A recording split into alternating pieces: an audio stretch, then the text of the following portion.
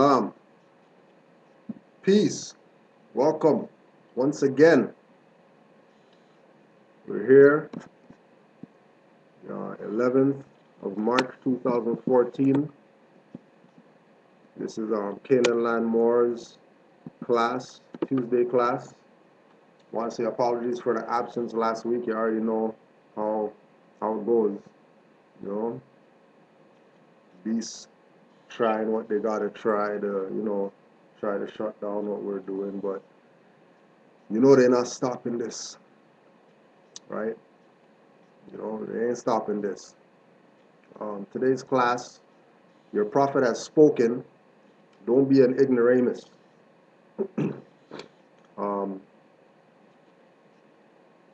Just to get it out the way early. Y'all already probably heard. Y'all probably already seen what's up. Canaanland Moors Grand Chief Kujwadwa L is gonna be debating this guy Ali Muhammad. Just gotta be done. Simple and plain. We're not looking for no accolades. We're not looking to get no props. We already got all the props that we need from Allah and the Prophet, so we don't need nothing from anybody. I'm just getting in to debating them because talks a lot of shit about the Prophet, and like, come on now, right? People name Ali and they're talking shit about the Prophet, right? So where we're gonna start off today is what is ignoramus, right? What is ignoramus? So if we go to the Webster's 7th New Collegiate Dictionary, Merriam-Webster, ignoramus, an utterly ignorant person, a dunce, right? The noun. So you can apply that to people. So ignoramus. When we go to Black's Law Dictionary, ignoramus. We are ignorant. We ignore it. Formerly, the grand jury used to write this word on bills of indictment when, after having heard the evidence, they thought the accusation against the prisoner was groundless, intimidating,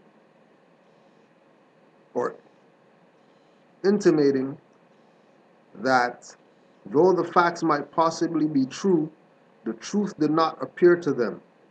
But now they usually write in English the words "not a true bill" or "not found," if that is their verdict. But they are still said to ignore the bill, right? So there's a level of ignorance. There's a level of ignorance that is sweeping across the planet right now, right? Unfortunately, majority of that ignoramus mentality is from our people, right? We already know our people don't read, our people don't study, our people take the position that they know and nobody else knows, right? We're here once again to put the Prophet Noble Drew Ali back in the position that he's been supposed to be in, right? That people are trying to get him out of, right? Majority of the so-called conscious community or people who claim to know thyself, people who claim to study, etc., are going to take the position that, you know, we're Moors and they're not Moors because they're not Muslim, or because they don't like the Fez, or because they're African and they're proud to be African, etc. Right? We're going to be going through, as usual, some more readings of the Prophet Noble Drew Ali in order to, you know, just put them out there again, right? Because it just has to be done. Okay, it just has to be done, right? But before we go there, I wanted to put put this on. I was at the slave today and saw this book, right? Myths and Legends, right? Cartoon book, you know, children's book or whatever, right? Myths and Legends retells some of the most fantastic stories and folk tales from around the world, from the myth of Jason and the Golden Fleece to the legend of the Knights of King Arthur. The stories in myths and legends abound with strange and wonderful happenings, accompanied by stunning illustrations throughout. Children of 6 to 11 years will be spellbound by the adventures of heroes, monsters, dragons, and giants. Myths and legends, right? And we go to the story of Rodrigo of Spain. There's the myth, right? So-called myth. So we just want to drop a couple sections of this because, right, they drop some stuff in here. So King Rodrigo of Spain was very suspicious. He had never heard anything as ridiculous as the story the two strange old men came to tell him. They were an odd sight, clad in long white robes with stars and moons embroidered all over them. They looked like magicians or sorcerers. From their girdles there hung bunches of rusty old keys. These, they said, were the keys to padlocks which Spanish kings had fixed to the door of the enchanted tower in past years. According to the two old men, each king had woven a spell around his padlocks to keep the Muslims from invading Christian Spain. Now, the two old men wanted King Rodrigo to do the same. Enchanted tower, magic spells, padlocks, King Rodrigo thought.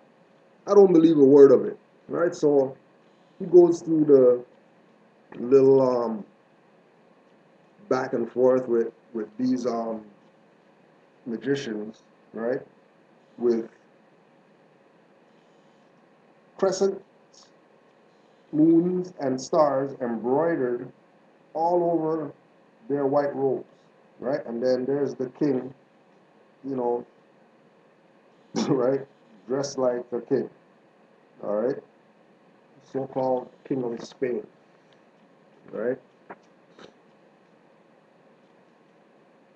Now, so they go to this tower, right? Um, and Rodrigo goes, commands his men to go to this tower, break off these padlocks, because if we sit here waiting for these two old men to find the key to open this up or whatever, we be here all night. So they break off these padlocks, right? Rodrigo could see nothing when he goes into this tower. His eyes grew accustomed to the dim light. He saw gold and silver glittering on the great marble table at the center of the hall. He gasped. The table was covered with gold and silver coins. Rodrigo rushed towards the table, followed by his two knights. The two old men remained outside, shaking with anxiety and fear. Rodrigo picked up 2 handfuls of coins and let them trickle through his fingers. It was a wonderful feeling, blah, blah, blah, right? Um, there was an urn, and Rodrigo plunged his hand into the urn. But instead of jewels or more coins, all Rodrigo could find was a piece of parchment. He drew it out and, rather mystified, unrolled it. It was a picture painted in brilliant colors. The picture shows a line of horsemen bearing long spears in their hand. The horsemen were brown-skinned like the people across the Straits of Gibraltar in Morocco. Like them, they had long, thick, shaggy hair, and from their belts hung strange curved swords like the ones the Muslims used in battle. "Look, your majesty," said one of the knights. "There is something written below the picture." He began to read, and as he did so, his voice started to tremble. "Behold, when the door of this tower is forced open by violence, and the spell contained in this urn is broken, then the people painted on this picture will invade Spain."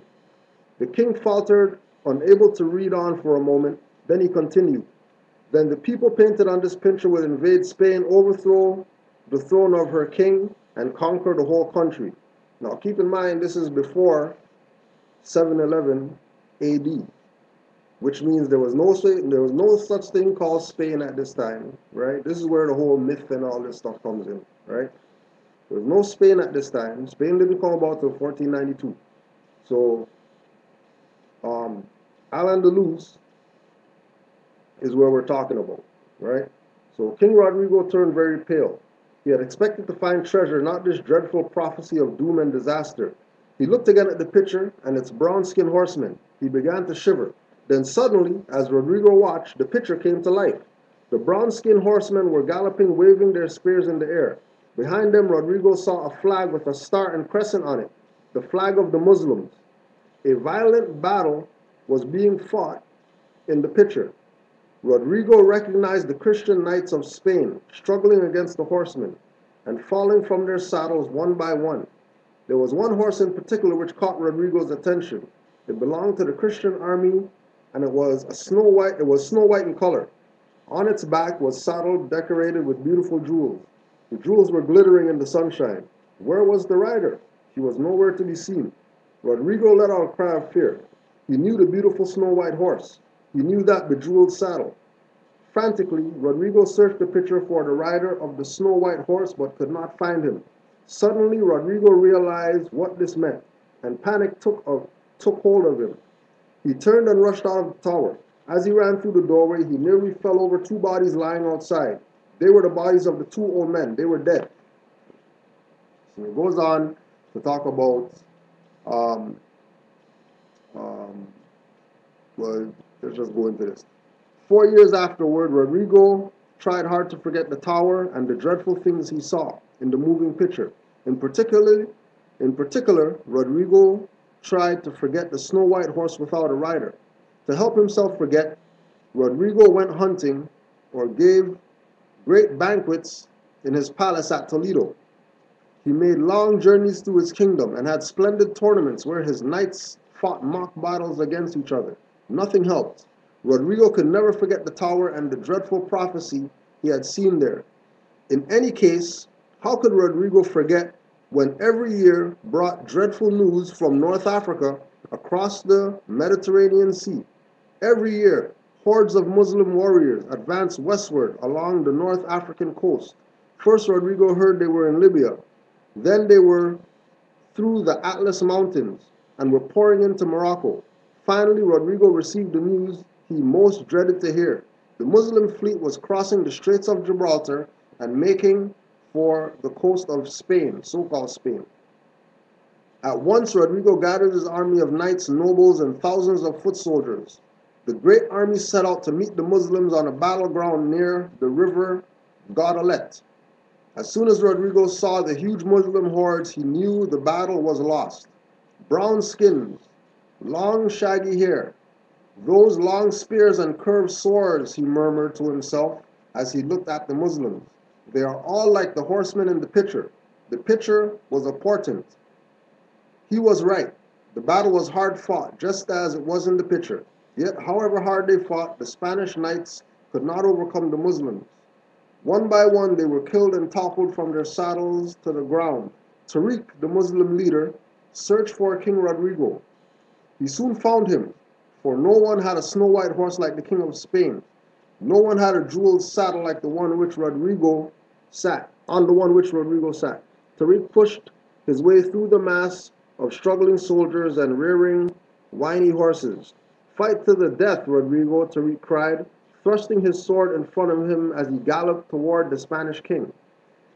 To the death, then, Rodrigo shouted back.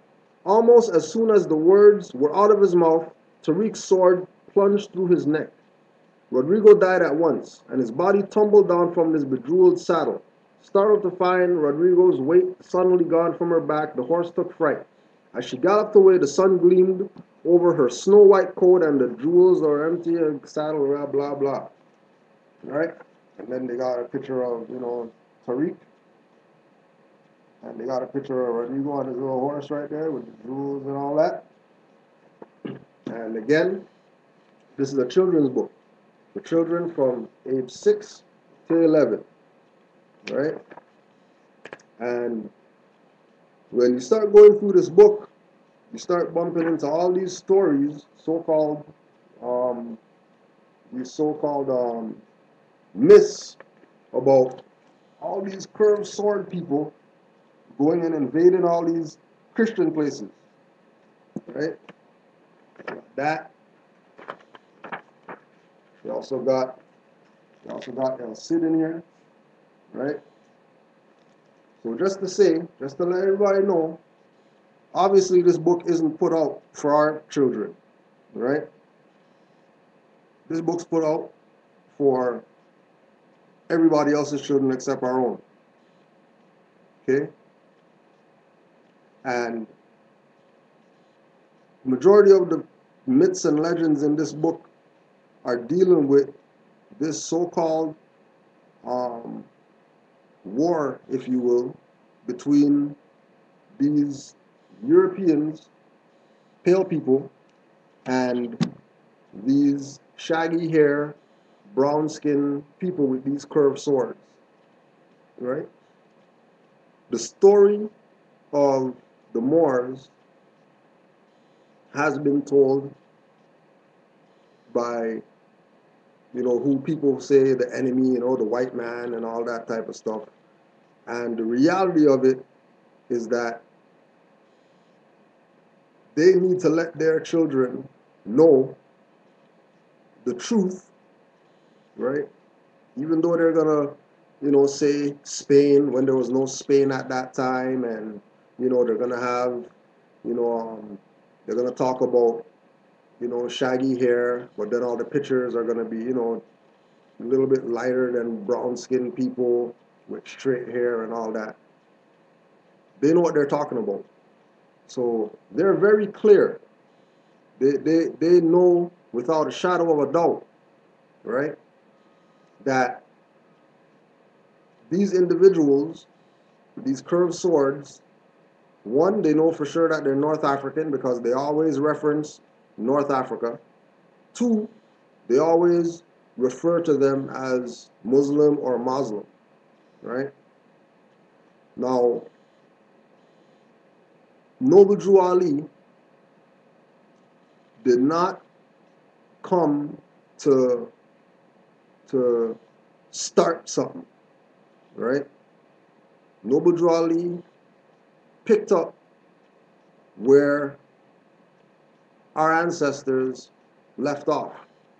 And he picked up where our ancestors left off because our ancestors were toppled, right? Our ancestors were defeated in battle by these so-called Christians who weren't really Christians, they were really Roman Catholic, you know what I mean? And they're just doing what they got to do in order to stay alive because they understand, right? They are very, Very, very, very, very clear. They are very clear. They're extremely clear about Islam. Or they're extremely clear about who the enemy is. Yeah, you can take this one right here. Right? They're extremely clear about who their enemy is. Right? And remember that when we bring up this um, very important figure in Moorish history that you hardly hear people talk about, you have to, upon finding out about him, you have to ask yourself, why is it that he's not brought up? Why is it that it's such a um, fight to find information about him, right? Why is it that and we've talked about this before, that we've come through all these different schools of thought, we know who we are and all that stuff. We study and we know this guy over here, we know that lady, we know this group of individuals, and none of those people ever mention him, right? If they do mention him, they mention him in some, black black box idea of bringing some concept of Islam to black people, so black people can have a religion or whatever the case is, right? We're gonna analyze some more of the literature that Noble Ali had in the Moorish Guide newspapers, because um, he dealt with our learning from a public records perspective, right? He dealt with our learning from a perspective of everybody better know this, and everybody has to know this, which is why we have, you know, um, divine warning by the prophet for the nations, and there's always these parallels with other nations when Noble Juali's talking to or referring to the Moors, right? Now, there's a writing called Nickname. So this is the first one that we're going to go through, right? Nickname. Remember that this is information that Noble Juali put in the Moorish Guide newspaper in order to make it public record, so everybody can have access to it, so everybody knows what the truth is about these individuals called, so-called Negro, black, colored, etc. people, right? That adopted those names and really took it, from took it as their own. You know what I mean? It wasn't like we. You always say, everything good? Yeah. Right. It wasn't like they took these names and went and checked it out and see, are these names legit or whatever. They just got placed on our people, and our people just ran with these names like they were legitimate, going and having rallies and marches, trying to capitalize these adjectives to make them nouns and all these things, right? So there's this writing called Nickname, right? When the forefathers of the Moorish Americans were first brought to this nation, they had a nationality and a name. But in order to separate them from the achievements of their fathers, a name was given to them which had no connection whatever with the founders of civilization. They were nicknamed Negroes. Today, in this nation, there is no such thing as Negroes in this sense that they are called. Just why so many of the intelligent Americans will continue to cling to this nickname is hard to understand. If you look in some dictionaries, you will see that the word Negro means sly person, a coon. If this is not an insult to the illustrious history of a nation, there can never be one given. Just as they have saddled on the Moorish Americans the name Negro, they have also given him a religion that was made to enslave him and stop his progress. It is the duty of every man who lives to redeem the name of his forefathers and not be herded into a mass of weaklings. Stop referring to yourself as Negro, colored, and black, for you are neither. If you are men, American citizens, speak up for yourselves, or it will never be done. As long as you wear the clothes of another, or live in the house of another, or depend on another in any manner, you are truly a slave to them. If you would be free indeed, you must seek the truth. You must know the truth of your nationality and the name of your people. You must not be a coward and deny yourself the personal rights that belong to every man. Right? Now, he's making some strong statements to these people called Negro, black, colored people. Right? Telling y'all, stop being some cowards, stop being bitch-ass niggers. Right? Stop. And speak up for yourself. Because if you don't speak up for yourself, it will never be done. Right? Why would you allow yourself to be herded, right? Cattle, chattel, property, etc., right? Dropping all these keys for these people. Letting them know that they are the ones that have to correct their position. Don't expect me to do it. According to him, he's not here to do that. Like when people say, yeah, Noble Drew Ali came and made us a nation. And like, he never came to make us anything. The nation was already sitting there. We just didn't know about it. Right?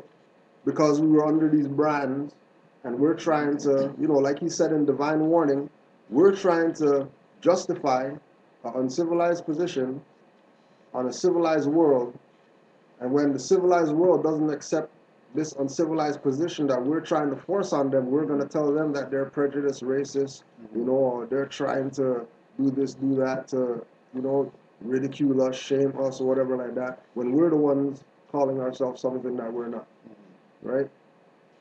And remember, like we said from the beginning, all these things are things that were in the Moorish Guide newspaper, that were going around the country. So people who already have, people who aren't ignoramuses, right? People who aren't ignorant to history, law, etc.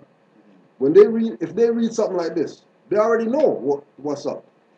It's not a secret to them because they already have studied, they've been studying, right? They have their own school, Saturday school, Sunday school, weekday after school, or whatever, right? They're being taught the lessons, right? Outside. We're the ones that were kept in the dark this whole time. And then you have individuals that are taking the position to try to, like we're talking about, disassociate Negro, black, colored people from what Noble Drew Ali brought them, right? So that they can continue to stay in this lane of being abused, mistreated, misused, exiled, etc., and not have any remedy for when they get misused, mistreated, abused, etc., right? You must not be a coward. You must not be a coward and deny yourself the personal rights that belong to every man. Every man. Every man. Man, woman, child. Man, woman, child, European. Yeah, it doesn't matter. It doesn't matter, right? Certain personal rights, everybody has. And we could go around, right? It's not even anything hard for us to find, right? If we want to go around and take a tally of, who has personal rights and who doesn't. Majority of people who don't have personal rights are people labeled Negro, black, colored, African, whatever, immigrant, Colored. you know, artificial, whatever. All these people that look like us all around the world. Actually, speaking about that, right? All these people all around the world, right, who are being abused, openly abused, in the open, on camera. People videotaping, put it on World Star. Police kick this guy's ass or whatever, right? YouTube, Oh Star, well, you know, internet. he shouldn't have gotten that treatment. You know, that's a police officer. You know, they're abusing their whatever. They're not abusing nothing. If you're a coward, right? And we're also talking about those people holding the cameras too. Those cowards there too, right? Because those are the biggest cowards right there. The one that's gonna see something go on and they're gonna tape it, right? Opposed to go do something about it, right? But then if you tell them free school, you know, they're gonna go take a gun and go kill some people in Ukraine or whatever like that because, well, you know, our army is going over there to fight them and we have to go and help our country, you know, defend itself against, you know, the terrorists that are coming from Russia or the Ukraine or China or Afghanistan or whatever. And they're gonna go do something to people who never did nothing to them. But these police right here, right around this area right here, who's abusing these people every single day. They're not gonna go pick up no guns and go and do nothing to them, right? All these so-called drug dealers out here, you know, they got the biggest gats and they could go kill their brother and all that stuff over some sneakers and over some drug turf and over some whatever. But when time comes to the real world, serious work, some serious, let's do something. Nobody's not game, right? Nobody's game, right? Now, again, we're putting this stuff out there so that hopefully people recognize that this is stuff that's been out there, right? We talk about Noble Drew Ali all the time. We bring him up all the time. We read his literature and all that stuff. But this is not some stuff that's just in the Moorish Science Temple or in this little corner over here with people who wear fezzes and nobody else knows about this. Everything that you hear about Noble Drew Ali, we have pamphlets today. I was dealing with Grand Sheet Nature about this, right? And he was talking about this in one of the classes that I was watching. We have booklets today, but there was no booklets during the Prophet's time. There was no Circle 7 booklet during the Prophet's time. That was in the newspaper. There was no 101 questionnaire booklet like what we have today. All this stuff was in the newspaper. And it was mandatory that the information be put in the newspaper because the newspaper is the public record and it's going to go all around the world, right? Literature is going to go where people can't go, right? Words are going to go where people can't go, right? And if we're saying that we're Moors, we have an obligation. You know, it's like what we talk about with people who, you know, they come into the movement and they see benefits that they can get or whatever like that. And everybody wants to know how to claim a house or how to not pay taxes or how can I right to travel or how can I, you know what I mean? Selfish aspect. It's still, they want for them, right? Want for them, right? When the purpose of the Moorish Science Temple of America is uplifting fallen humanity, which means going out there and telling somebody who doesn't know, you know, or giving them a paper or giving them a flyer or giving them something so that they know about this, right? It's like I was talking with one of the Moors today in the UK, right? Yeah. And we were talking about this information getting to people, right? And I brought up this sister who I used to put onto the information, right? Yeah, you know, more than whatever, and I don't want to hear nothing about that, you know, whatever, right? Yeah, whatever. Like, straight dissing the program, straight, right? Like, whatever, nigga. Yo, whatever. Dissing the program, whatever, nigga. Right? Crazy and shit. Dissing the program, She right? into hair and persons and shit. Right? What everything else other than what it's about, you know what I mean? And you know, to learn about Illuminati and all this type of stuff. Come to find out now, her favorite uncle dies now, right? She goes to her favorite uncle's house, and this guy has shelves and shelves and shelves of books of from Illuminati to Moors to all types of stuff. everything, right? So now So she so pays now attention. it's Or you know like stuff start going off Trigger now in her because head. like hold on a second, yo, my uncle was on this? Like nobody never knew that my uncle was on this, right? Yeah. And you know the brother Ten Wise was breaking down how it's like you know when we go and we research our grandparents, grandma died or whatever, and you find a box and then it had this, whatever in it, you find this shelf or this drawer, pull this drawer, grandma's drawer, nobody never went in this drawer because grandma's drawer. You go in the drawer, she got Circle 7 up in there, picture of Noble Drew Ali or whatever, right? All these things, right, that we were absent-minded on, right? We realized that it's real, no different than, here, drink this bush or whatever. This is going to help you with your, respiratory, whatever, you know?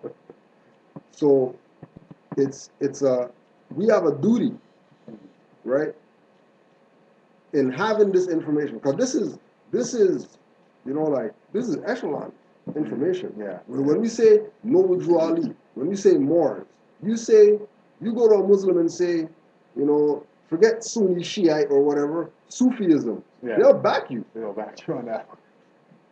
They'll back you on that. And they'll come tell you some stuff about Sufism and all that, and how, that's the original Islam and whatever, and all this type of stuff, when they're Sunni Shiite. And you ask them, well, how come you're how come you're not? Like, why are you Sufi then? If you know all this, how come you're not Sufi? Oh, well, my dad, my granddad, and whatever. And then they go into that same thing about, just like we were talking about being cowards, right? Being cowards and denying themselves, right? Education is a personal right that you have. You have a personal right to know something.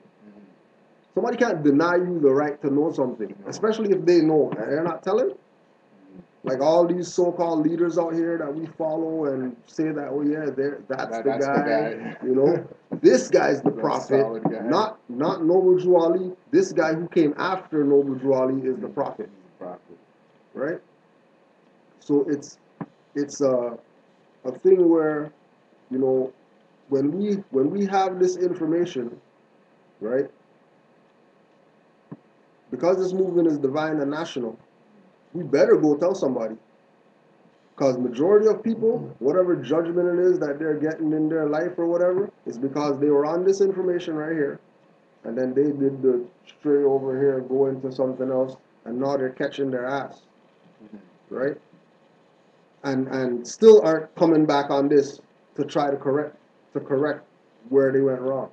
They're still taking the position of, nah, I'm not a Moor, or Noble Drew Ali didn't bring Bays and L's. That name's been around. Yeah, that name's been around, but he's the only one that told you that that's your name. That's yours. Yeah.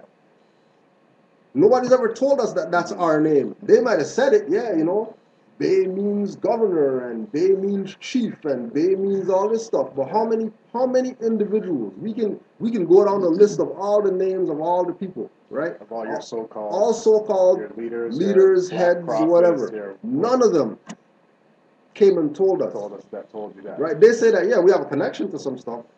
We know that there's a history of A, B, C, D, E, F, G, but none of them came and said, you know what, you're it.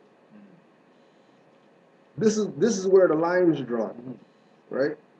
Because Noble Drew Ali is the only one to come and tell us who we are, and not want anything for it. Yeah. Right. Other brothers and sisters want something, right? I mean? Put out the right, like we talk about, right? Put out the 101 questionnaire, right? Well, one of the readings, and he tells you that you're descendants of Moroccans born in America. That's why you're Moorish American, right? And then you have people who are Moors telling you don't call yourself Moorish because ish and ish is the adjective, and when you can look up the word Moorish, you could look up, and they don't separate it like okay, more and then ish and then a suffix a suffix, what the suffix means or whatever. When you look up Moorish, it'll tell you pertaining to the Moors, which is the exact same thing which is because we're not the Moroccans of ancient times. We're descendants of Moroccans, right? So our history, our nationality, our birthright pertains to the Moors, right? Any additions? No. Right? Actually, let me get something.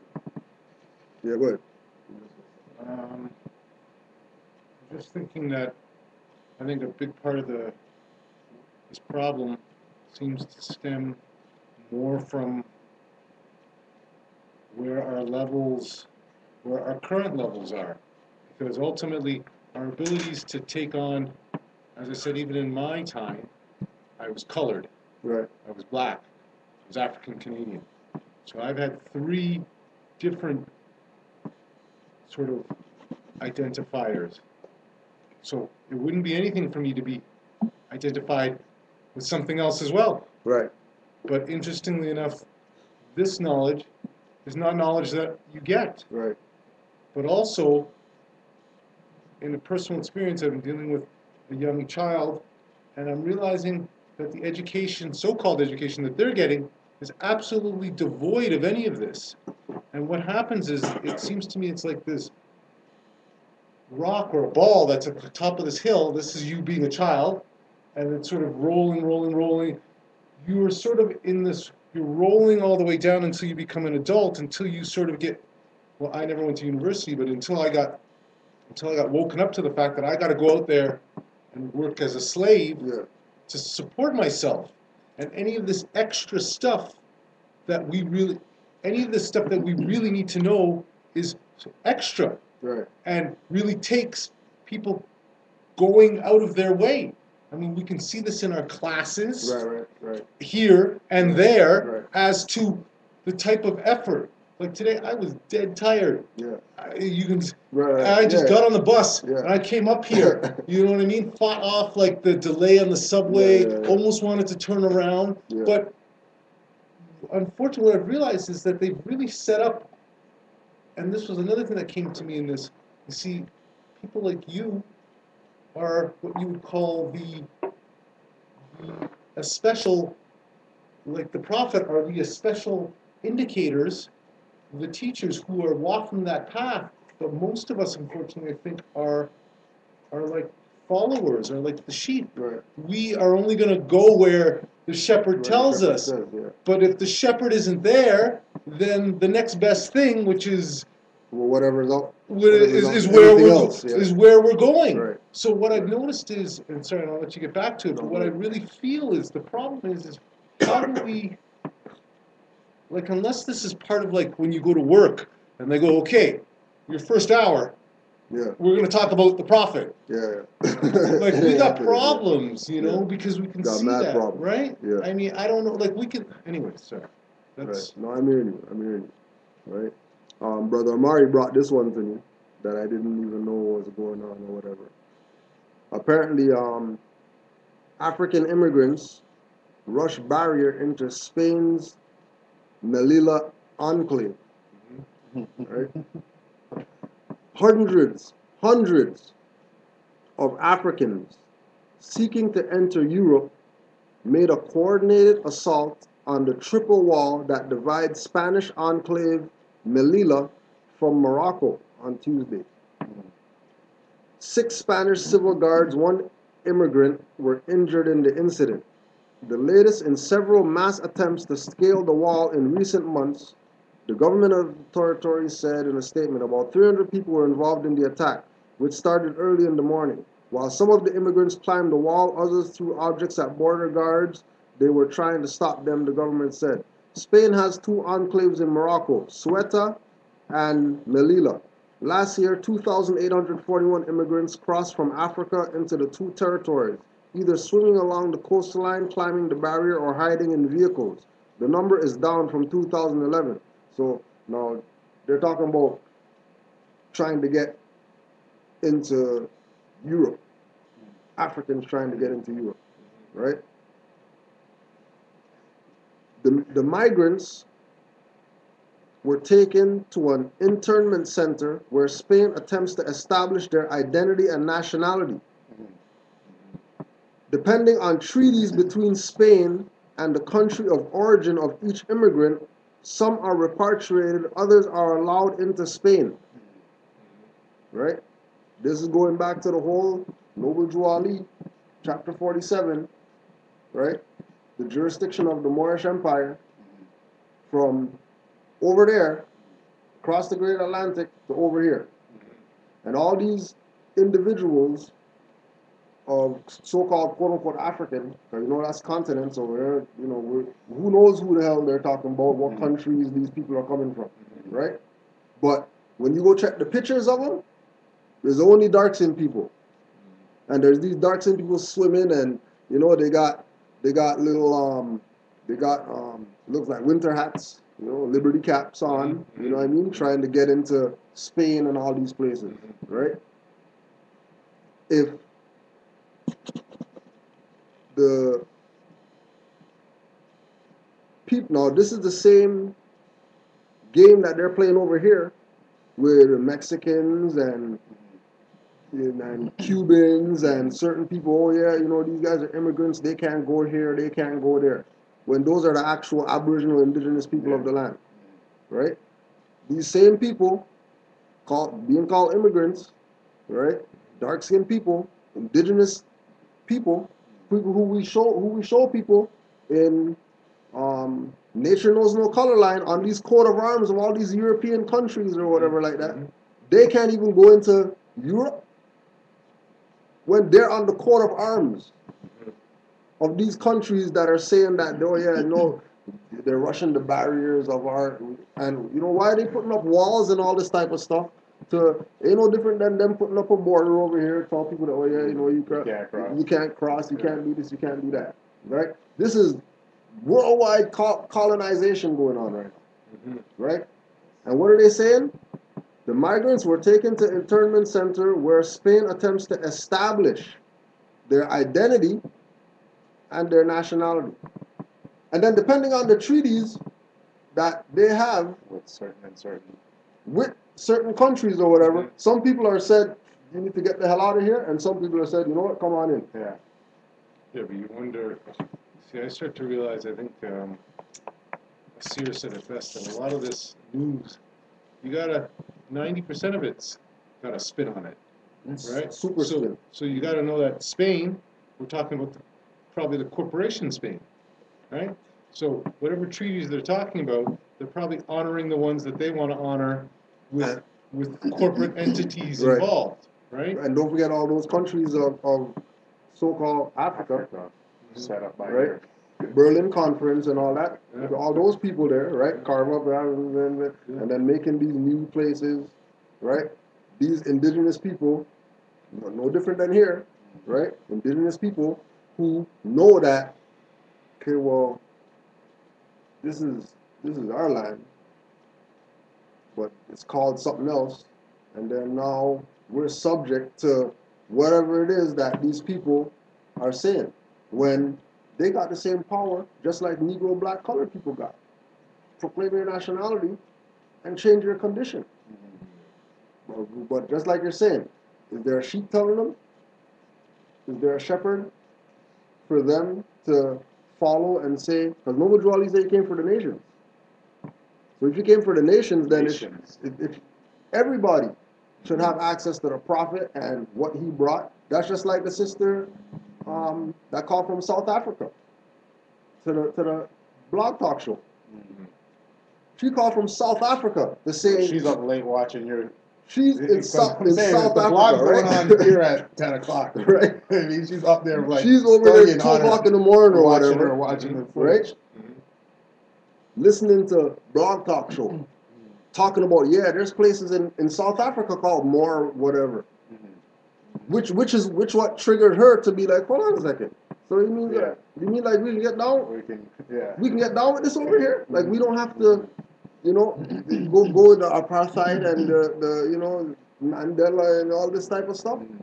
We could claim ourselves as the Aboriginal Indigenous people, and we can actually take over. I Yeah, think you you can. said it best too, though, before that this is going to take somewhat of a coordinated Yeah, coordinated effort. Yeah. This sort of willy-nilly stuff isn't going to work. Yep. And I mean, as I say, part of in the last couple of days, I've been sort of trying to, because on one of these videos I was watching was saying that literature, like you're talking about, is key.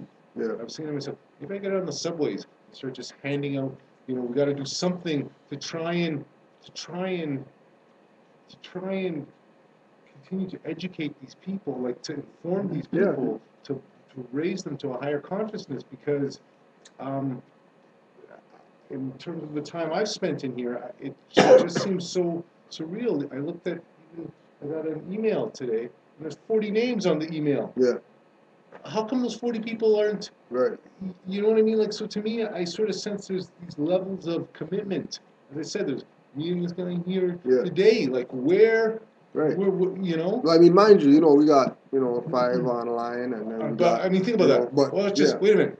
If I had a computer, there should be 100 online. Right. You don't even have to come out of your house. Right. You're telling me only 5 people online? Right. A lot. No, I'm not saying. No, I hear you. You see, only 5 people could turn on their I hear computer. you, Like, what else were you doing? Yeah. And they're at home on the computer same way. Regardless. But a lot of Right, people are like right. the sister who was like, whatever, But- until something, Yeah. you know what I mean? Like what Taj says, until you put your back machine in the thing, Well, it's and coming. then It's coming. I nothing realize comes this, out, it's coming. The then it problem doesn't is, matter. I talked to you about this though Well, too, because you know what what I I mean? It think doesn't the matter problem then. is that I think for a lot of these people it's going to be too late for them to, they talked about people racing into the temple. I think for some, and we already know this, some of them ain't going to even make it into the temple. Yeah. Right? And that's where I'm feeling sadness, because this is coming down from a divine level at this point. Because what I've realized is that our spirit, our souls are dying, so we're coming back. I was going to say this before, but I think there's a karma thing to what we created. Right. That's why I think a lot of us are suffering. Yeah. Karma. Yeah. I mean, it's coming back. But You get what ultimately, you pay for. we have to then sort of swallow that, do the work, and raise ourselves back. Right. People just seem willing to, like you say, it's like, come on over here, we got free food for you. Yeah. And it's the oven. Right. You know what I mean? Everyone's Yeah. just lined up and going to the Yeah, oven. yeah, Rather than yeah. saying, okay, there's a field over here, we got to get some brothers together, Yeah. we How got about to till we the just field, let's How about we plant just some plant seeds. some seeds and whatever. Right. I mean, Right. Mother Earth is going to give us all we need. Right. Yet we're asking for handouts from the slaves. Yeah. Speaking about that, right? Dedicated to the sons of man. A maxim. The land of our fathers, the land where the gods love to dwell, the birthplace of the ancient Egypt land, where civilization first saw the light of day. Yeah, And you started with the maxim, yeah. the son of the land of God. The land of our fathers. Oh, okay. Yeah, the land of our fathers. The land where the gods love to dwell. The birthplace of the ancient Egypt land, where civilization first saw the light of day. Now, since man has left his first religion, he has been suffering from a complex disease which, in some ways, takes hold of his passions and desires. The misdirection of his brain causes him to become a living monster. A zombie. He is a slave to his lower self. No scientists nor doctors have been able to find anything to effect a cure until the coming of Prophet Noble Jew Ali, who comes from the east bringing the light of new day. The Moorish divine movement built upon love, truth, peace, freedom, and justice, the salvation for the nation. In the deliberation of nations, no consideration is given to a people who are not of a nation. In 1774, the Europeans of this country took the birthrights away from a people whom they forced under bondage. They were not slaves, they were bound freemen. The subsequent generation who followed them in this bondage were slaves because their minds had been subjugated to a European psychology. They were branded with the name Negro and were separated from the illustrious history of their forefathers, who were the founders of the first civilization, right? So basically, the first generation were bound people, the second generation or the third, I guess, Yeah, are people that have actually become slaves mentally. mentally, because it's not about a physical slave. I mean, that's It's, what I've been. it's always been about a mental slavery, Yeah. right? It's the physical slavery is a facade, Yes, so, the front. There's no we were enslaved. Those few pictures that they got of some people being lynched or whatever like that, that's not slavery. That's like I think it subjugation. was said well back earlier in when I came into this movement, which was that a slave is a cooperative relationship. Right, right. Slavery is voluntary. Right. You gotta agree Well, to be a slave. That's right. You gotta consent. You gotta go along with the plan. Yeah, you must be down with it. Right? There's not somebody kicking no door in and putting chains on people and they're just taking it just because. But here's the thing: even You if know what I that mean? was happening, your choice would be to die fighting Right. in the end, and then If slavery is really about to go down, right. you better die fighting. Because if you're just gonna take it, then what's the sense of living? No, that's right. What's the sense of living? Right? This is what the same thing with Harriet Tubman, you know? Yeah, let's go. You know, to Canaan. All right, let's go. Everybody's Who knows how it might go? who knows how long it's Whether gonna I take? make it, I Who don't knows make it, whatever. But it's better than staying. Anything's better than being right here, right now, going through what these people are going through. Yeah. Anything's better. Yeah. These people, Walking barefoot in the snow, going 500,000 miles to Canaanland. Yeah. I'm game for that. Deal than this. Yeah. Right? Trust me. Game for that. Because there's no way. And that's one of the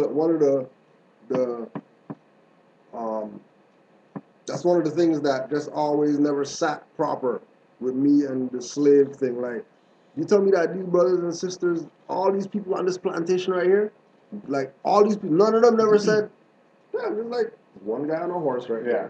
One guy, two guys. There's one guy over there on a horse. How many of and us? then how many of us? And they only got so much bullets.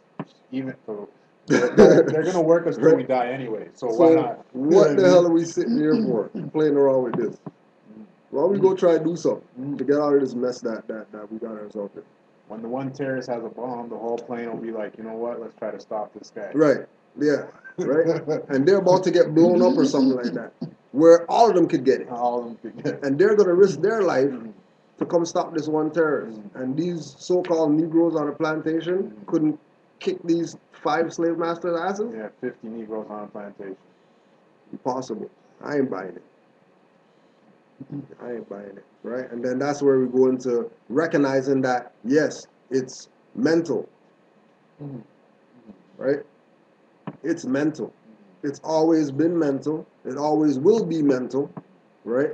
And the physical came out. That's the after effect. The body's gonna follow. The body's gonna follow where the mind goes. And if the mind's going nowhere, then obviously the body's staying put, picking whatever that guy says pick. Right?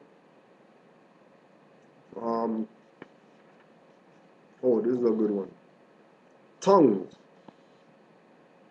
One of the most difficult things in this world to get control of is the human tongue.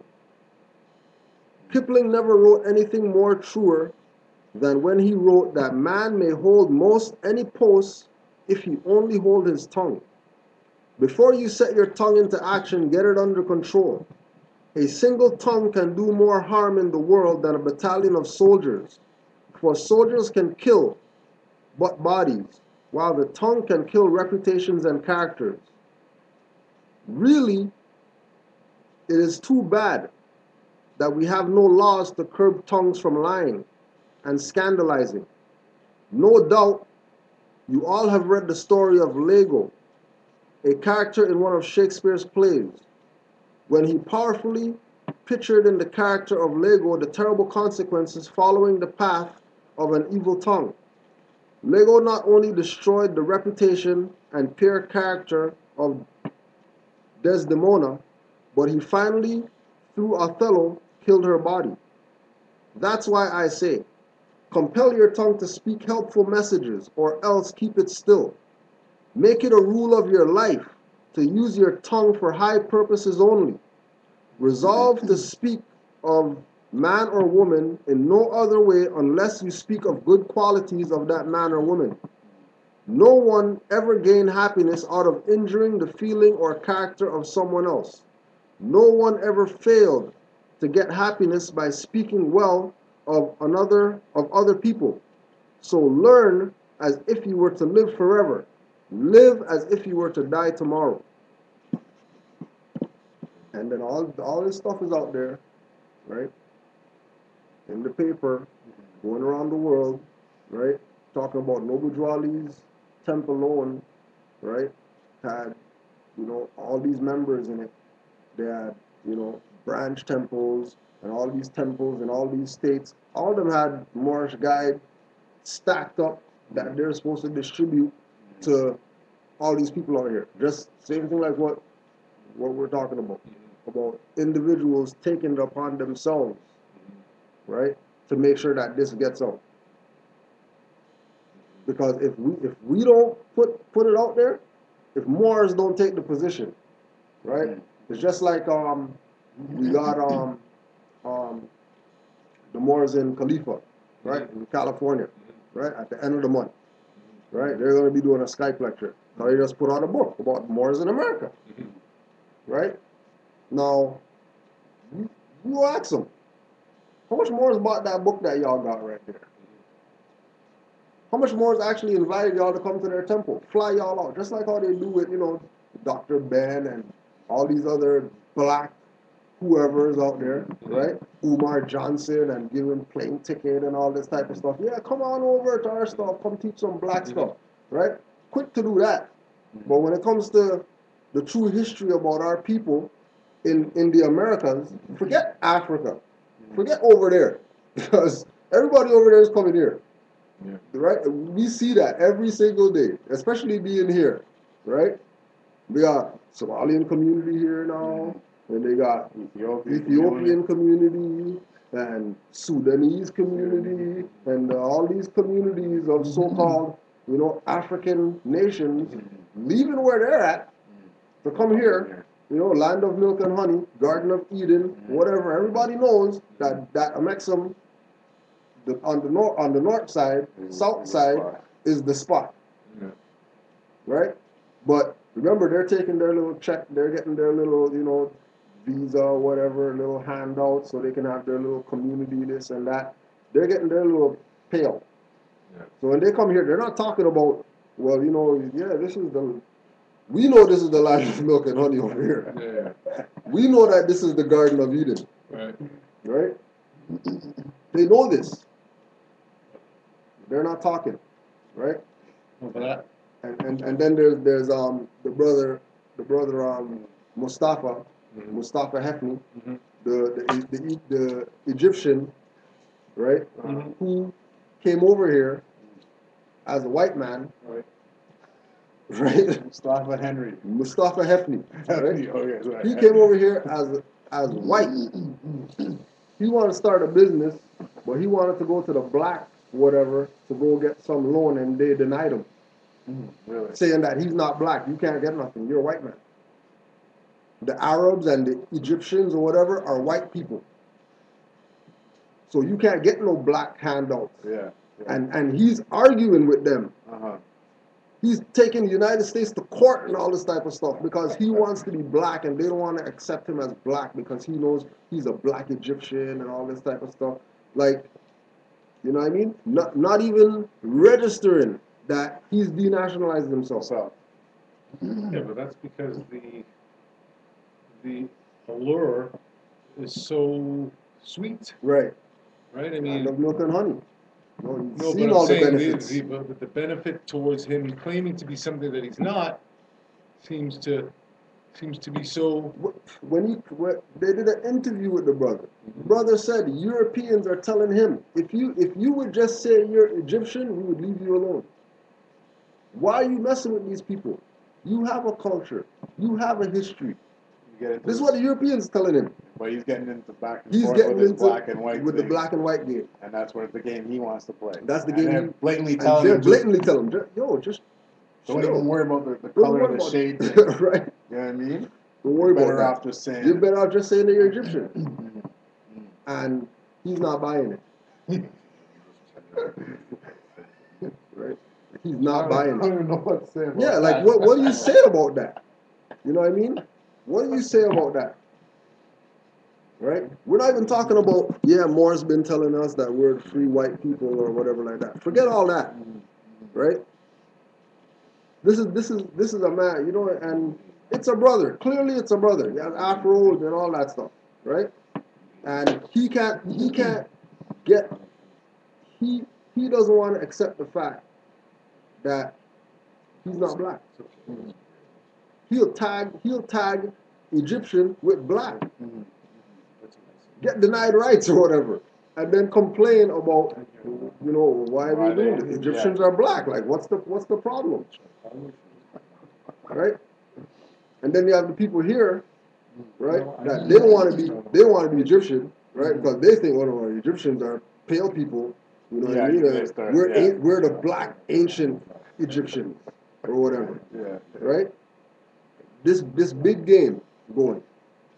Right? Have this big game going. People are you know, it's like with there's Europeans, right? There's Europeans that will go out their way to say that they're Moors because they know about the illustrious history of the Moors and they want to connect themselves to something that has some type of credibility because they don't want to be Europeans. They don't want to be classified as the Europeans that we like. Standard, I guess. Today's standard of right, what a European is. Yeah. Right. And it's not, I know because I work with Europeans. And Europeans be telling me, yeah, I know about the history of the Moors. Matter of fact, I got more in me. You know, my great it was a Moor. All right, so they know what's right? They know what's up, right? They're not fooled. They're not saying I'm German or Ukrainian or they don't even want none of that. They don't even want any of that. Right? Right? Drew Ali in time. Allah has sent a prophet and sent him in time with a holy message which is divine. He came to let the Asiatics of America know they are of the ancient family of the Moors. His spiel was to the Asiatics first. Why? Because they have been sinners since their departure from their forefathers' religion. Sinners, why don't you hear the soul of Islam ringing in your ears? The Prophet has said that if I were you, I would get ready before you are made to do so. Now come and pick up your forefathers and mothers' ancient and divine creed, which carries your national name indeed. It will entitle you to your rights, which you have been denied. Because in 1774, your light was cut off from the ancient Moors, and that is why Allah has sent a prophet in 1886 to prepare the light that was out. In 1925, the prophet said, I have mended the broken wires and have connected them with the higher powers. So come on, Asiatics, don't you want to go? We were marching on to Canaan. I used to think that was a city in the sky, but now I know it is here on earth. Don't you want your share? Right? We don't want our share. You're saying we don't? Well, I mean, our people, they don't want their share. They want to stay off there today. Right? We don't want ours. They want to stay Negro black colored. They want to stay Gucci purse, right? Versace and all that stuff. Started from the bottom, right? Now we're here, right? When they were really on the top.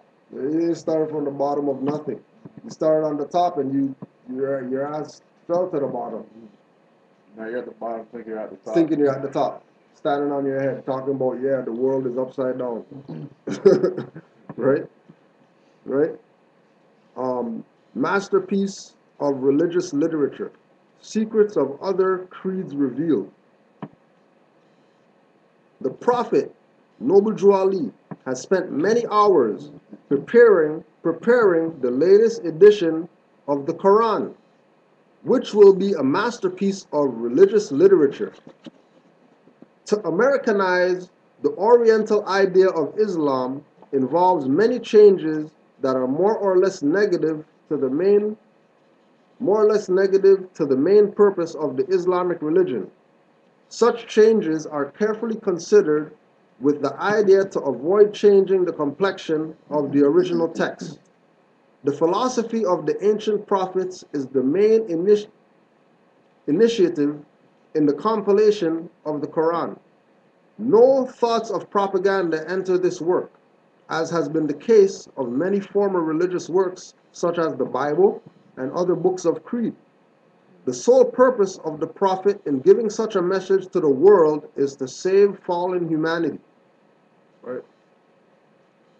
When a compiler attempts to inject propaganda into a work of this kind, there arises a need to cover the true text in order to prevent a clash with the truth and ideas involved in such propaganda.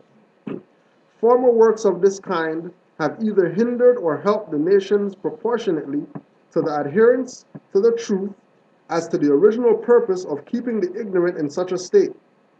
It is hard to resist the temptation to use this medium for gain. Hence, many of the former treatises on works of this kind have been the means to foster ideas of the unscrupulous, wherein they desired to use religious influence for gain. The many secrets known to the Prophet that could be used for the salvation of the nation were either left out or colored to an extent that their meaning was made void. Such is not the case with this edition of the Quran. All the secrets of the ages known to man are put into this work. The secrets known only to the Magi are here revealed. The reading of the stars, the interpretation of marriage relations, the understanding of the span of life, and other such has been kept from the Occidental world are in this book boldly brought out. The Quran, Americanized as it will be, can be bought in a few weeks. It will be sent to all governors of the Moorish Science Temple of America by Prophet Noble Drew Ali. And then we want to also make sure that we touch on to Americanize the Oriental idea. Right? So he's letting everybody know that the Quran that he prepared came from the Orient. You know, people are talking about, yeah, you know, he plagiarized somebody's Aquarian gospel, right? And the so-called person who he plagiarized is a European, and he's saying that he got it from the Akashic records. He's not even telling people that he got it from the Orient. But then people are going to say, oh yeah, you know, Noble Drew Ali plagiarized this European that got this book from the Akashic records. So you're telling me that a European could access the Akashic records and the brother can't? Can't do it. Surprised they even. Right?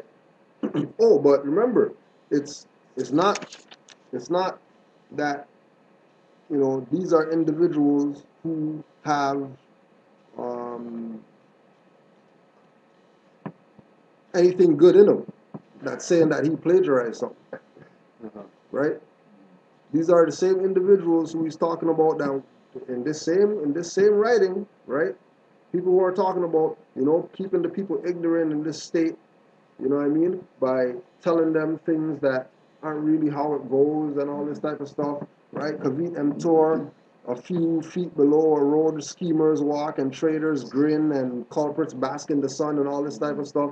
Those are the individuals that our people are looking to be their shepherd, to lead them into salvation when they're leading them into burning buildings.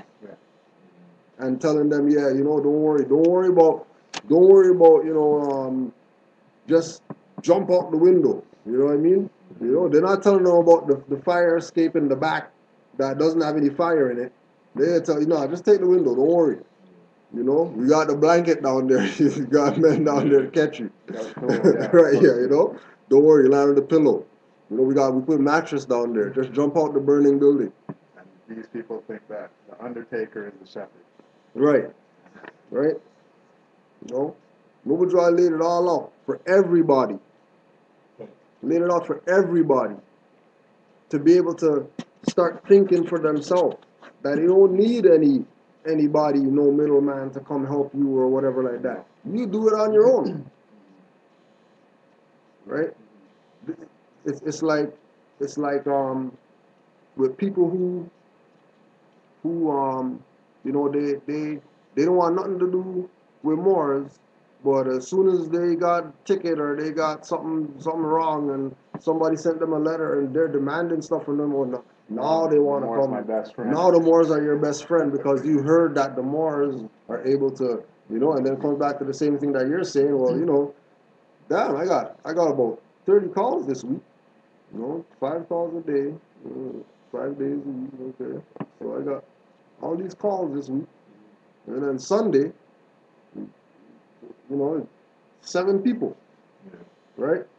I'm not even saying that you gotta come to the temple and all that type of stuff, because we already know, okay, obligations. That's why we put everything online, so nobody doesn't have no excuse. You can't say that, well, I can't make it. Oh, don't worry, you don't have to make it nowhere. Just go on YouTube, you know, Canaanland Moors, and just pick a topic. Find a couple hours, sit down. A couple hours, that's all. Couple hours. And again, like we're saying, we're getting calls from all over the place. Not this jurisdiction, right? We're getting calls in all across the Atlantic Ocean. There's people who's been watching Canaanland Moors for the past 3-4 years. Just now saying, yeah, you know, yeah, yo, Cucho, what's up, yo? Been watching you for the past 4 years. What are you talking about? Yeah, you know, I just got myself on the level, and I think I could call you now. We could have a conversation. So you've been studying for 4 years? That's why you didn't call. You could have called 3 years ago. Like, no, I couldn't call because, you know, I had to make sure that, you know, because you know that you know, like, gotta make sure that you know what I'm talking about when I call you or whatever. And then there's people here. They're not even trying to hear nothing about Moors and whatever. Even though we could show them receipts and we got taxes off, and then Moors could show them transcripts of their court case where stuff got dismissed. You know, Moors could show them examples upon examples upon examples about how this benefited them, how this changed their life, or whatever. And people don't want it, right? And just like you're saying, I used to be at that spot where, you know, this is freaking sad.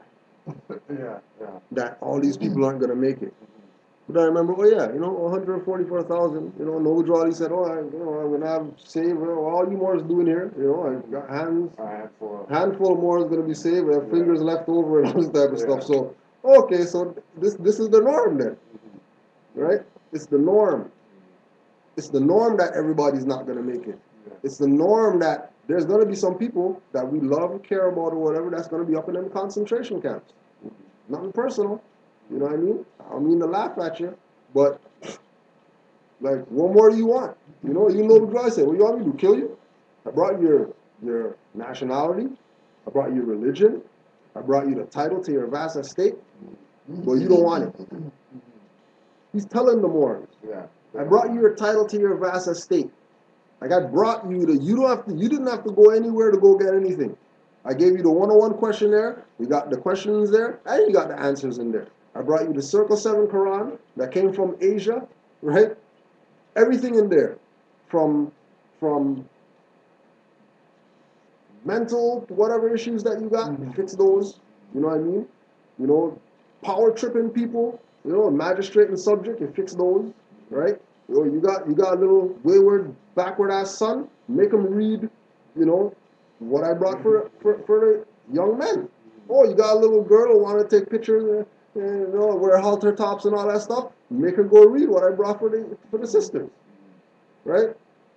and we'll get some stuff done. But nah, they're gonna listen to some jackass tell them about, oh yeah, Noble Drew Ali, you know what he's talking about, and forget him, and you know he's not no real prophet, you know, and whatever. When it's beyond the title or whatever like that, go read the man's words, what he brought. If you just digest some of his words, you'll realize that he wasn't playing. He really came with the redemption for the nations, no matter what that nation's called. Yeah. All they have to do is consider what this man brought. But nah, they want to know, you know, you know, LeBron got 61 points. You know, who's better? You know, him or Melo or Durant or whoever. Who gives a shit? Yeah. More than I like. Like, what are those guys? When like we said, somebody please, whoever got a pair of Jordans or a pair of, you know, foam posits or whatever, bring me a letter that Nike, whoever shoe man is, that said thank you for buying this shoe right here. Just something the size of whatever. Just a little note in the shoe. Just say, hey, you know, thanks for buying this shoe.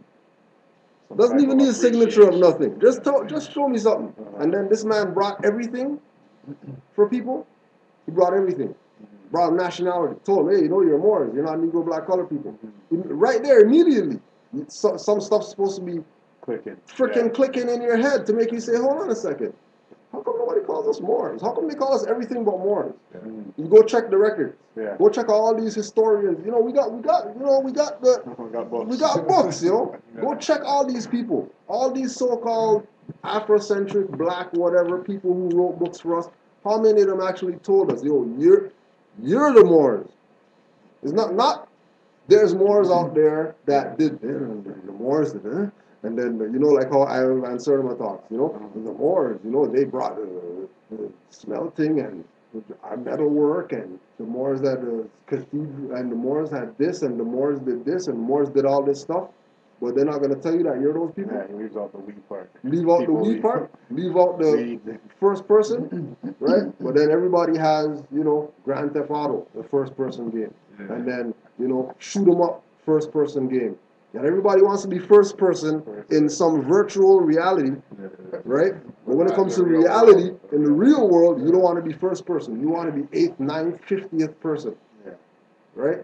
And then get mad when people are taking your first person position, right? Ruling the world, ruling you, right? It's like we were talking with this brother about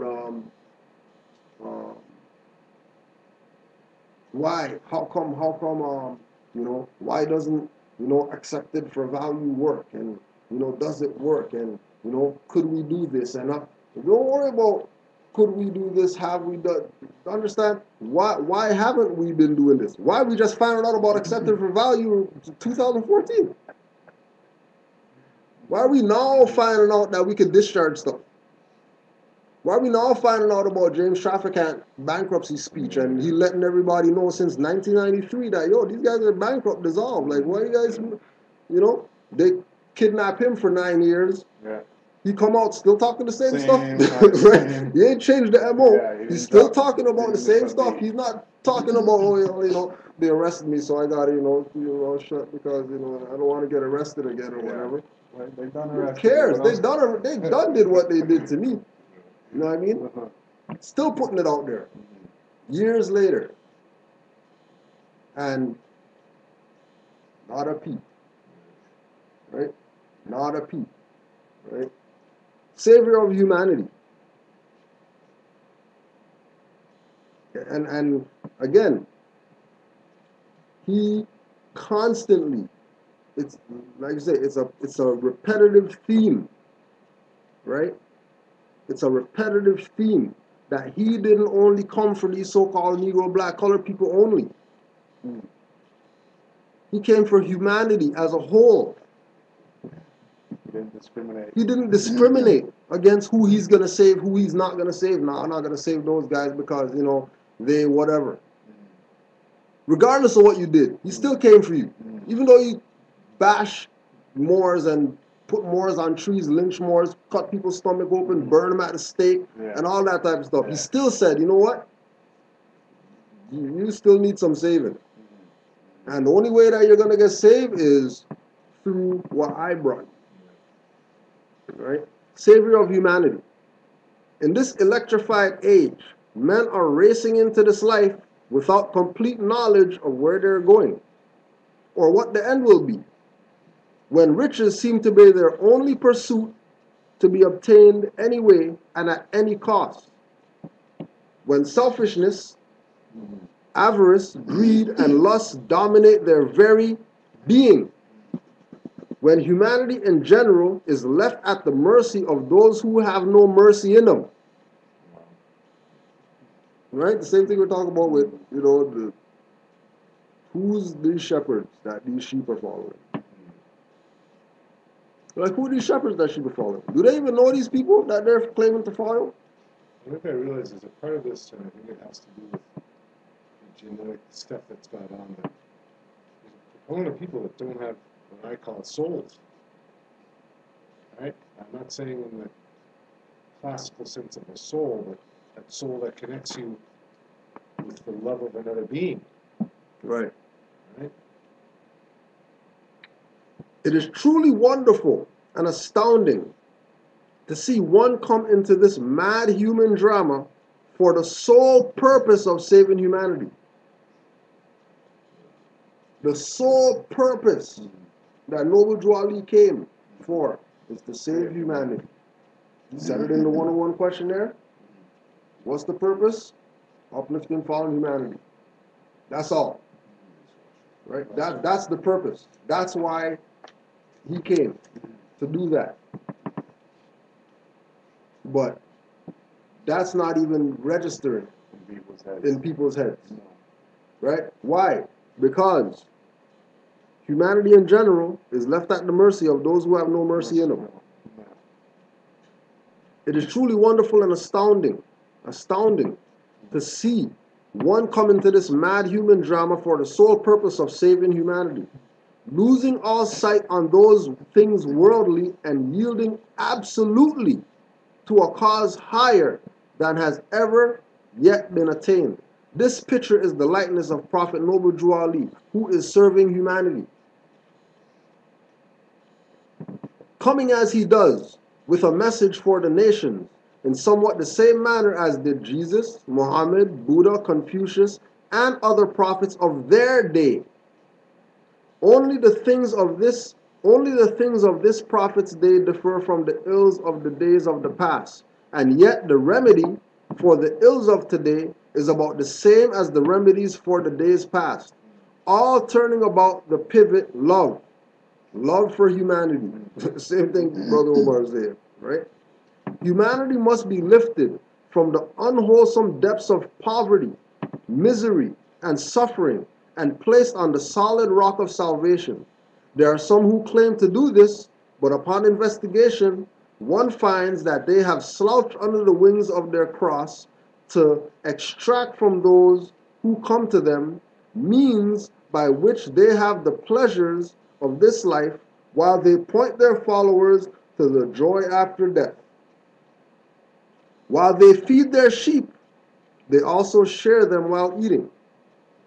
At the close of their day, the master will be heard to tell them, "You have your reward, get thee hence." Rare is it that you find a real prophet whose mission is the salvation of the nations. The land is full of false prophets whose mission is to fleece the people. Right? The people. Like what else has to be Another told? hustle, right? Right? Exactly. Not everyone. Right? Freeing the people is another hustle. Just another hustle. Just another pyramid scheme that somebody's gonna get you. Yeah, well, I bring you in. You know, I bring you pay 500. Yeah. I pay 500. You have 3 people under you, and then they get and then you get the kickback, and then you get whatever. With no pyramid schemes. Yeah, trust me. Don't be coming like. There's always a pyramid. You know what I mean? Right? We're not talking about no susu. You know what I mean? We're not talking about Trust me. susu. Yeah. We're talking about straight pyramid scheme, right? Mm. You know what I mean? You know, and everybody's waiting for this one guy, you know, at the top of the ladder, Mm. you know, to say, okay, now, and then so the money could come trickling Yeah. down, right? And then now we have, you know, well, it's not even money, it's fiat and all that, and then it's been fiat, right? Well, see, now that there's a guy that made the company Bitcoins, right? Right. These are virtual money, like, you know what I mean? Right, Not right, even real. It's like Yeah. stocks or like a Well, I just virtual heard, internet money. Right. But this dude already is dead. Yeah. So what's that about? So, You know what I mean? right? But you know, and just again, right? The land is full of false prophets whose mission is to fleece the people, Mhm. I don't even understand. You know what right? I mean? So But- yeah, they take him out to make everybody think, hey, they killed the Bitcoin guy, so Bitcoin must be the next biggest thing. Because why else would they kill that guy if that's not their next biggest thing? And everybody run to Bitcoin. So I Okay, give it's money. still fiat. I give money to Bitcoin, and they give me Right. Bitcoins back, Like- like monopoly Right. money kind of shit. And then just like you're saying, right? They have people so messed up in their mentality, right? That they're showing people coins that say Bitcoin on them, Bitcoin, yeah. but it's a virtual money. Yeah. Are Or you you sure? can use the virtual money to get stuff like real money or fake money, or trade the Well, I bitcoins think and it get just stuff. proves how messed up we are, right? Because they can just The mad human drama. The world's biggest soap opera is life. Mhm. The world's biggest soap opera is life, especially if you're living in some, you know, warped reality as Negro, black, colored Yeah. Africans or whatever. Right? The time was, and now is, that there should come into the land a prophet in the likeness of his brothers to redeem them from sin and slavery. Truly, this prophet is noble Jew Ali, bringing with him the message of love, truth, peace, freedom, and justice, which alone can save the nations. Like the coming of Jesus, he does not come from the elect, nor the rich, nor the mighty in worldly power, but all power is given unto him to do good. This power is from Allah. It will be his works that will make men of every nation accept the truth that he brings. It will be through his teachings, right? Not through his joining his temple, or not through his, you know, whatever people say, oh yeah, you know, no withdrawal. Through his teachings. Through his teachings. Through his lessons. That the nations of the earth will understand the will of the Master. It will be through him that peace on earth and goodwill to men shall come. It will be through his work that humanity, not the Moors,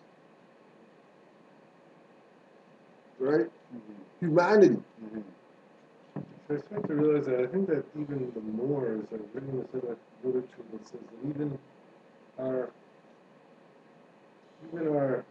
focusing on the Moors is just a step in the evolution One step. You of the got thing. 99 steps to go. So just, I mean, it's something definitely. It's almost like this is like the test. If you can even just accept this, Right. then we can actually get to some Then we real can stuff. actually get something done. You know, it's just like you know, I always got to bring up the master teacher, right? Just like Taj Street Bay always says, right? We're not even coming here. We do a lecture or something like that. We got class. Half the time, we're talking about stuff what the hell are we talking about this stuff for? You know what stuff that we could be talking about that we gotta do? But we can't do that because people aren't studying. People aren't taking this serious. People want to think that, you know, we got some handouts for them. That, yeah, you know, okay, well, yeah, come to the Taj lecture. Okay, oh, I'm gonna go. You know what I mean? And Cujo's day, you know, 5 people. Yeah, Taj's day, oh yeah, standing room only. And then Omar's day, 5 people. Then Taj's day, 50 million people. Everybody has their hand up. Everybody's got questions. Yeah. And then Amari's day, 2 people.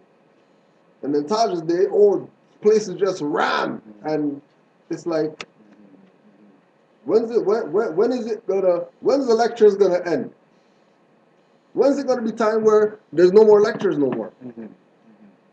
Like, think about that. Yeah. Imagine there's no more lectures no more. Imagine that everybody Knew knew, what was and up. we don't need to go call these people to come do classes, do lectures, or whatever, because everybody knows. You should have graduated. You should have graduated. I know. How long is he teaching for? Because when you realize too, 90% of that, 90% He's not gonna teach forever? It's the same stuff that he's regurgitating. The same stuff over and over again. again. Why? How Because- come? Because people ain't getting it. How come people aren't getting it? Because they ain't studying. How come they're not studying? Because they're too distracted in this mad human drama, Their minds in right? another- Minds in Well, that's another thing that I was realizing too, though, that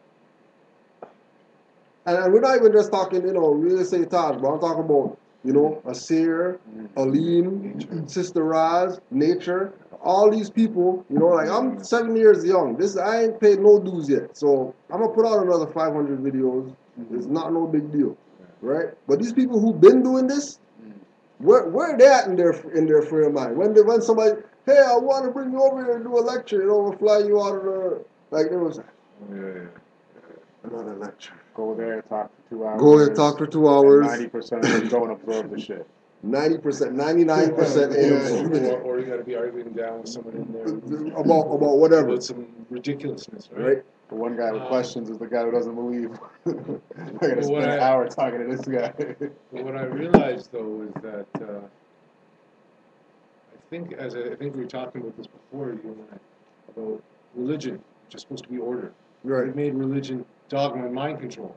So everything is always this facade, Right. this distraction. Yeah. So even learning at this point, like they've done a real good, Yeah, they've done some real good work at Yo. just having you, you go to watch a lecture. The lecture are lies.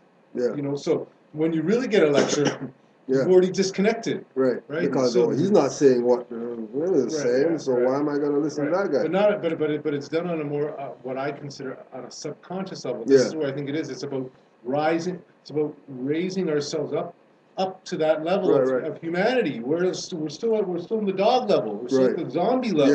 Yeah. Right? Yeah. We're still being told stuff. So he'll tell you stuff, but because you've disconnected with everything else, when you're finally told the truth, you're disconnecting from that as well. Right.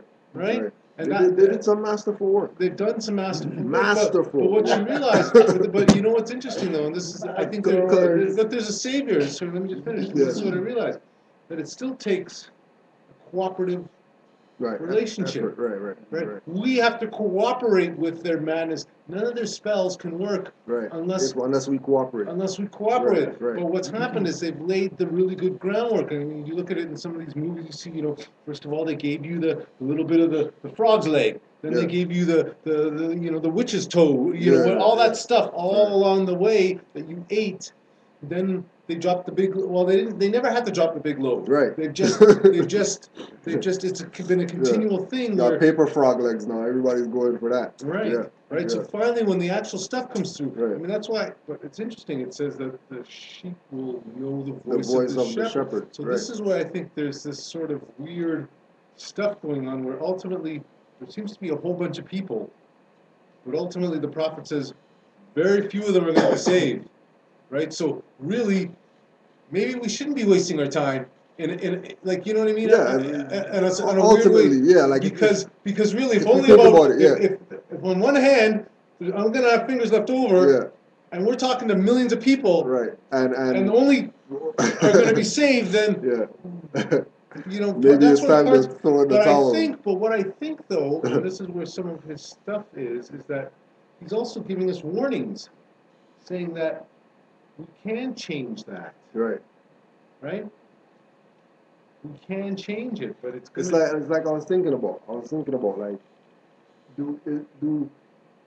because this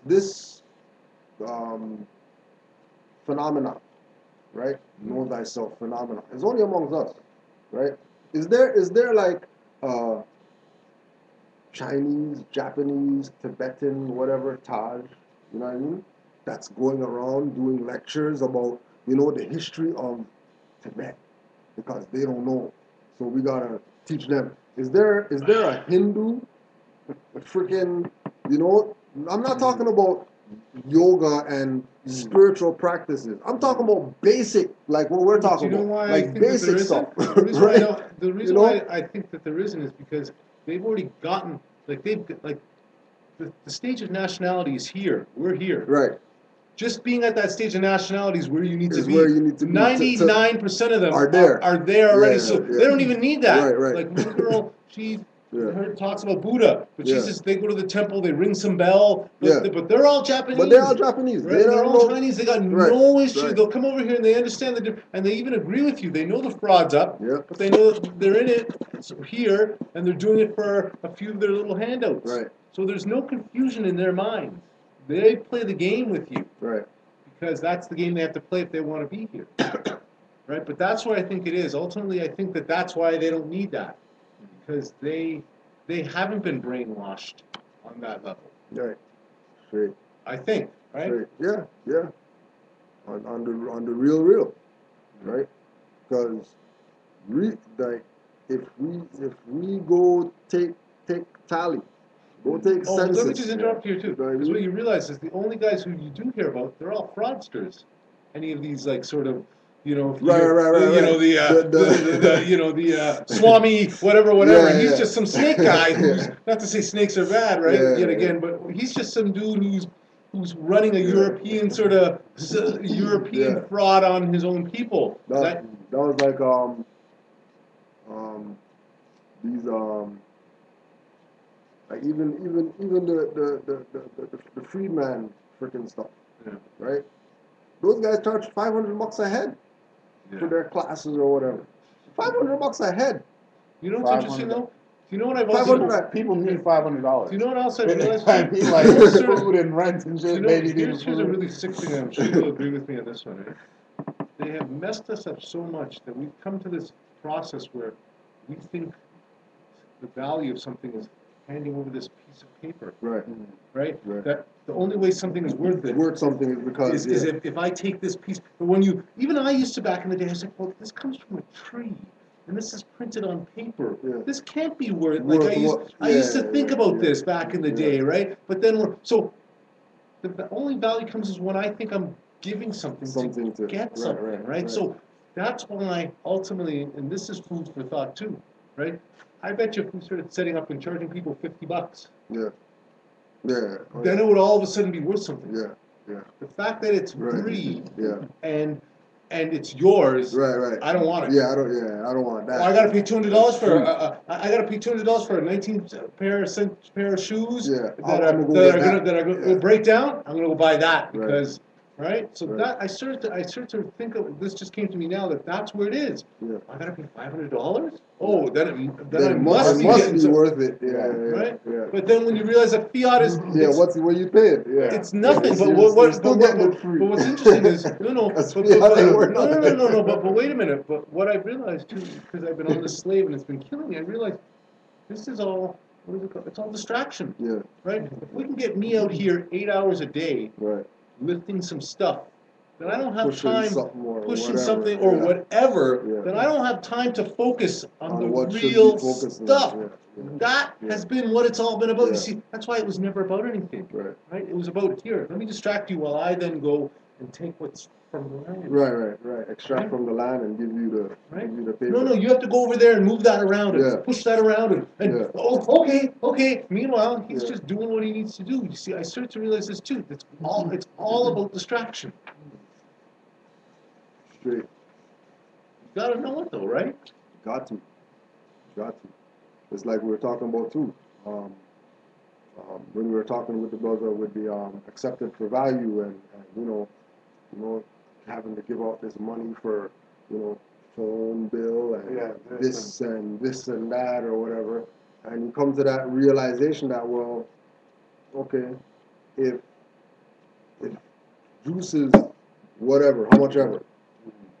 And this guy at the register, he's gonna take this paper, which is worth nothing, and give me something that's worth something.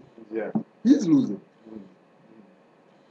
If I'm gonna give you 8, 9, 1,000, 1,500, whatever of these sheets of paper, Yeah. and then you're gonna let me have, you know, Whatever. Right. whatever. You're gonna let me have a room, Service. you know what I mean, Yeah. where running water and heat and lights and all that stuff. I'm not losing because I'm not giving you nothing. I'm giving you paper. You're giving me all this. You're getting You something can take tangible. you can take all the paper all day. Yeah. No, but know what I ultimately, mean? it's our connection in To- that to right. to the whole thing. Because ultimately, somewhere there, someone gives us paper for something, right? Right. That's for your virtues. Right. And so that's where it comes around The again. 360. But here's Right. but it's interesting that you then brought that up because I was realizing this too. You're talking about phone bill. I thought to myself, okay, phone here, phone there. You realize all of this too is just distraction too. You just got one phone company, one Right. juice, like orange juice. You can have Tropicana, you can have Seal Test, you Yeah. can have this. Yeah. It's still one orange. It's just one Right? juice. Well, Yeah. one you can have Nike, you can have Reebok. It's still one shoe, shoe, yeah, right? yeah. But what it is, it's about giving you the distraction of choice, giving you Yeah, the yeah. distraction of money. It's all Yeah, all layering part of of the layering layering. of the distractions Right. to get you away. Oh, you don't want to be a Christian? Be a Muslim. You don't want to be a Muslim, be a Buddhist. You want to be a Buddhist? So what they've done is they've just kept layering that stuff. But what they've made sure to do is the true religion, which is Islam and Muslim. You can't mention that to anyone without their eyes rolling and then picturing Osama with an AK-47. You know what I mean? Like you realize that, right? Yeah. I was talking to my friend and I told him the European. He was like, oh, he's a is a Muslim.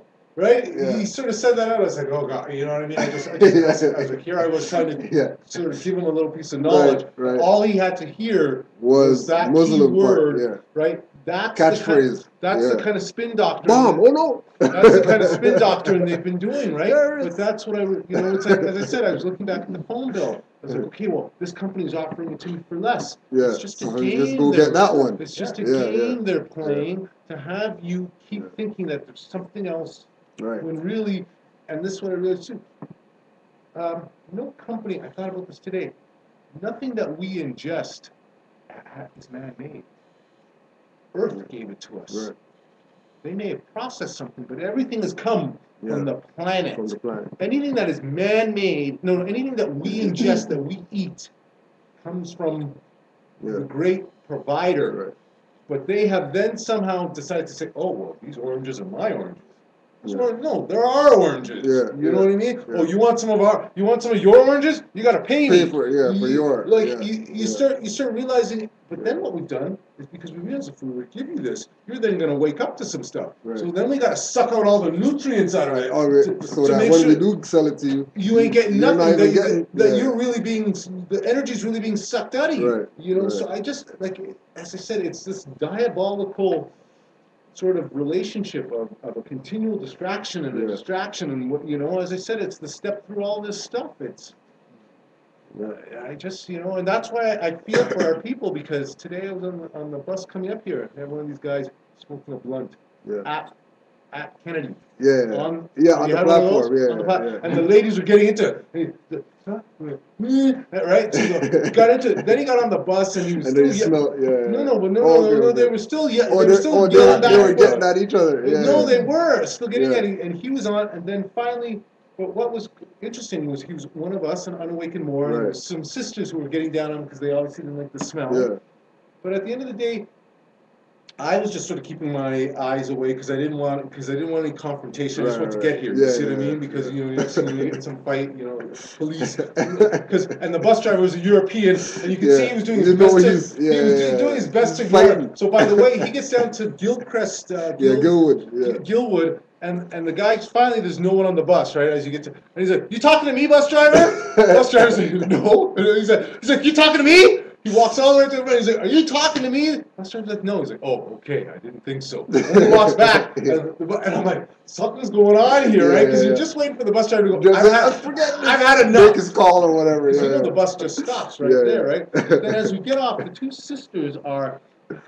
They should have called the police on him. And I just realized to myself, this is the level This is where we're at. Yeah. Like, because he was also he had Where we're at. some alcohol and he had a black He had bag. the works. Like he had the works going on, right? But what you realize, he was probably in his own little space. Yeah. Yeah. No, like maybe he had some stress. Right. But here we were, our own people, in a sense, and we were looking at him as if he was the Yeah. outcast, which in a sense he was to our thing, but he was probably someone that we needed to sit down and say, what's up? Say some words to her. Yeah, Right. you know, Build with the but brothers. all of us, but we've been so trained now that even our own people, like this whole gangster rap sort of thing right now, where you see someone, their jeans are down and they're wearing a hat a certain way. Yeah. This guy's Automatically, he's a thug. He can't be a conscious. So, you know, it speaks to us from every level of life. You know. Straight. Yeah. 8:50. All right. Prophet Drew Ali speaks to the nations. If you have race pride, for everybody on the bus, if you have race pride and love your race, join the Moorish Science Temple of America and become a part of this divine movement. Then you will have the power to redeem your race, because you will know who you are and your forefathers were. Because where there is unity, there is strength. Together we stand, divided we fall. Come, good people, because I, the prophet, sent to redeem this nation from mental slavery, which you have now, need every one of you who think that your condition can be better. This is a field open to strong men and women to uplift the nation and take your place in the affairs of men. If the Europeans and other nations are helping me, why not you? It is your problem. The Negro problem is being solved only as it can, and that is by the Moorish National Divine Movement. If you have a nation, you must have a free national name in order to be recognized by this nation as an American citizen. This is what was meant when it said, "Seek ye first the kingdom of heaven, and all these things will be added unto you."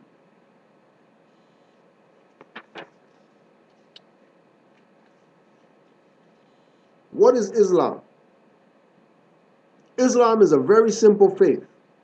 It requires man to recognize his duties toward God Allah, his creator, and his fellow creatures. It teaches the supreme duty of living at peace with one's surroundings. It is preeminently the religion of peace. The very name Islam means peace. The goal of a man's life, according to Islam, is peace with everything. Peace with Allah and peace with man. The Quran, the holy book of Islam, tells us that the final abode of man is the house of peace, where no vain word or sinful discourse will be heard. The holy divine prophet Noble Drew Ali says that a follower of Islam in the true sense of the word is one whose hands, tongue, and thoughts do not hurt others. The object of man's life, according to Islam, is its complete unfoldment. Islam teaches that man is born with unlimited capacities for progress. Islam does not support the idea that man was born in sin. It teaches that everyone has within him the seed of perfect development, and it rests solely within himself to make or mar his fortune. The cardinal doctrine of Islam is the unity of the Father Allah. We believe in one God, Allah, who is all God, all mercy, and all power. He is perfect and holy, all wisdom, all knowledge, and all truth. These are some of his great attributes so far as we can understand. He is free from all defects, holy and transcendent. He is personal to us in as far as we see his attributes working for us and in us, but he is nevertheless impersonal. Because he is infinite, perfect, and holy, we do not believe that death, decay, or sleep overtake him. Neither do we believe that he is a helplessly inactive and inert force. Nothing happens without his knowledge and will. He neither begets nor is he begotten. because these are the trails of frail and weak humanity. This unity of Allah is the first and foremost pillar of Islam, and every other belief hangs upon it. And finally, close out for today. What shall we call him? So often, our various journalists find trouble in selecting the proper name for the Moorish American. Some say Negro, others will brand him raceman. Still another will call him Afro-American, and then some colored, dark American, coon, shine, the brethren, and your folks. It is indeed a hard matter to find something suitable for the various occasions where a title needs to be used. Is it that these people have no proper name?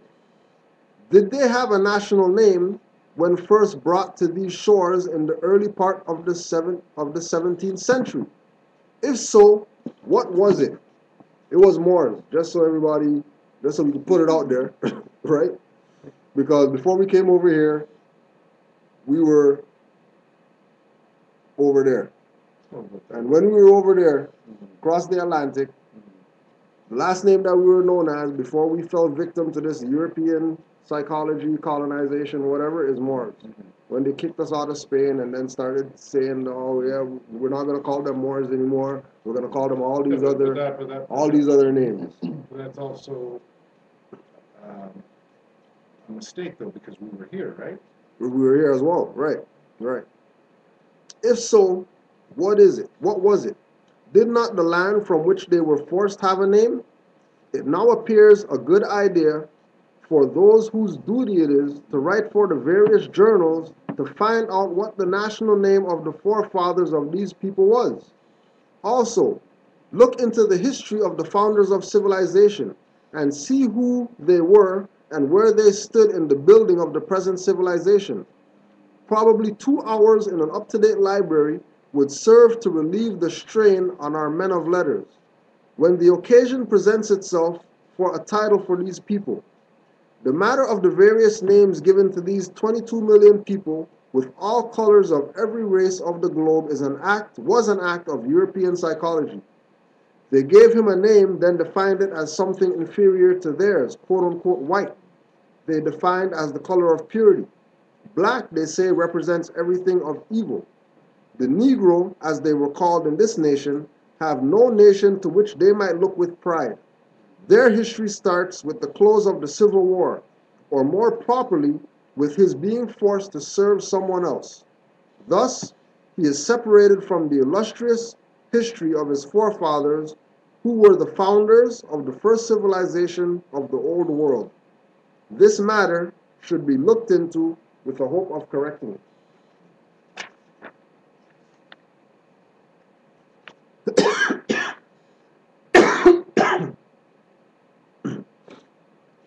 If anybody has that, anybody could answer that question online.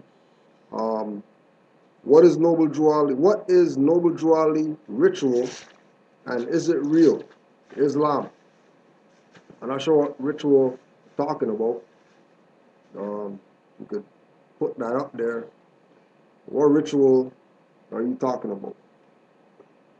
Because Noble Juali didn't bring any rituals or anything of that nature to the Moors, right? Nationalization. Nationalization isn't a ritual. Moorish American prayer isn't a ritual. Having a nationality card, knowing the truth about your nationality and birthrights, doing this and this and this, and those aren't rituals.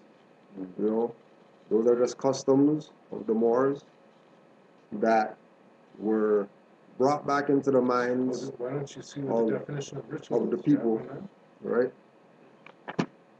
Go back to the minds of the people, and we just have to. Well, it said that in this about the No, ritual? no. And somebody asked a question online Oh, wow. about what is Noble Drew Ali ritual, and is it real? Ritual of or relating to rites. The right? Well, R-I-T-E-S, not R-I-G-H-T-S. Forming a ritual, ritually, ritual noun, the established form for a ceremony, the order of words prescribed for a religious ceremony, a ritual observance, a system of rites, ceremonial act or action, any formal or customarily repeated act or series of acts.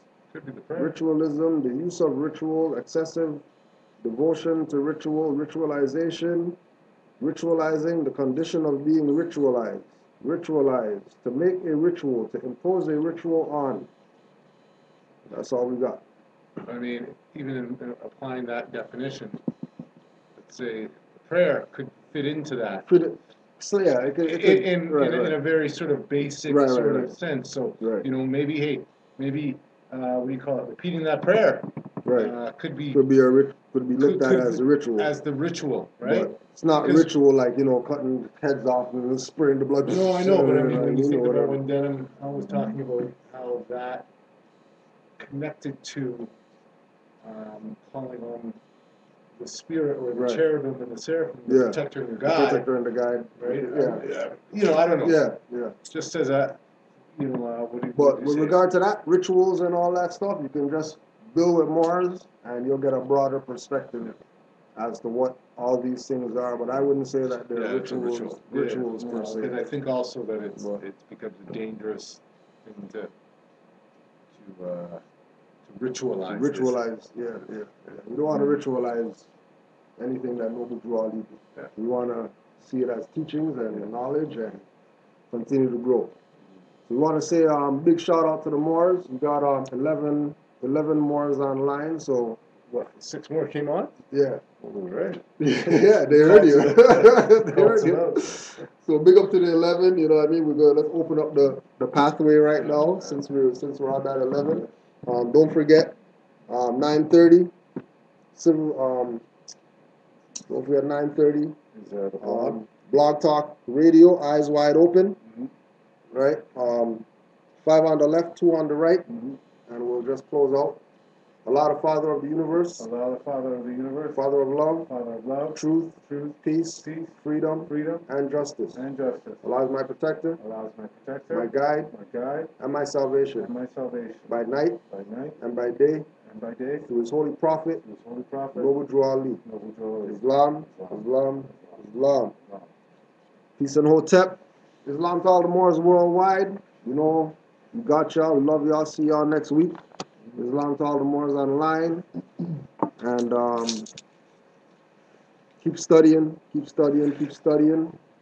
because all we got is knowledge. That's it. Everything else is a downhill slalom ride with no bobsled. Islam, Moors.